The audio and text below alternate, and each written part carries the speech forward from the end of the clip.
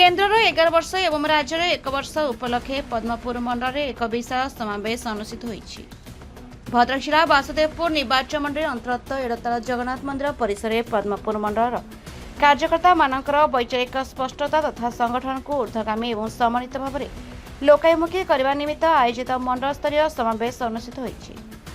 केन्द्र सरकार एवं राज्य सरकार उन्नतिमूलक कार्य को घरे घरे पहुंचाइबा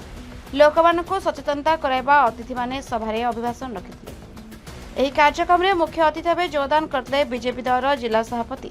श्रुत भगवान पंडा, वासुदेवपुर निर्वाचन मंडल विधानसभा नेता श्रुत वाणी कल्याण महांती, जिला उपसभापति श्रुत उदयनारायण मल्लिक, भद्रक जिला संयोजक श्रुत प्रताप कुमार नायक,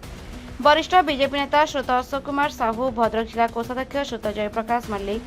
पद्मपुर मंडल सभापति श्रुत रतिकांत दड़ाई ओरफ लिकुन, बीजेपी वासुदेवपुर नगर सभापति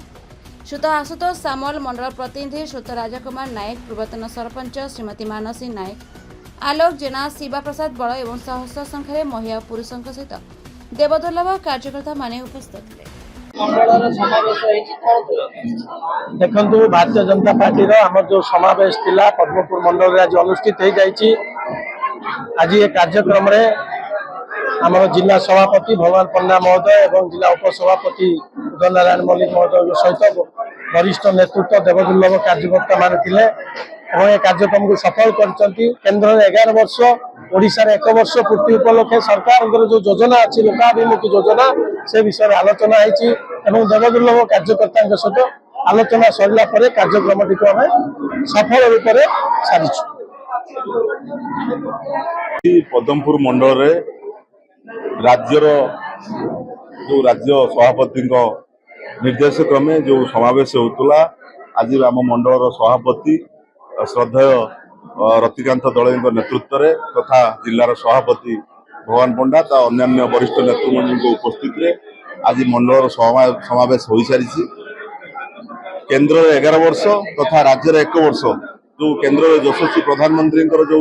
लोकाभिमुखी योजना साधारण लोकों पाखे केमिति पहुंचबो तथा राज्यर जो 1 वर्ष जो सरकार अच्छी माननीय मुख्यमंत्री मोहन चरण माझी नेतृत्व में जो योजना अच्छी साधारण लोकों पाखे केमिति पहुंचबो से कर्मशाला माध्यम आम कार्यकर्ता को आम सभापति जिलार सभापति दर्शेले किभली भाव साधारण लोकों पाखे योजना पहुंचबो लोकों योजना ये लोकों सरकार से आम समावेश होता। आमर जून 2 तारीख जुलाई 31 तारीख पर्यंत समस्त मंडल सांगठनिक मंडल समावेश जो केन्द्र 11 वर्ष और राज्य 1 वर्ष पूर्ति उपलक्षे आमर विभिन्न योजना और लोकहितकर कार्य आम समावेश कार्यक्रम हो अनुसार जिलार 33 मंडल आज 27 मंडल समापन है और आगामी 2-3 दिन भर कार्यक्रम सब संपन्न एवं जो लोक योजना कार्यक्रम अच्छी लोक पाखे पहुंचा ये हूँ एक समावेश कार्यक्रम। Bhadrak Sheikh Sahid Kadir report the Republic Odisha 24 news.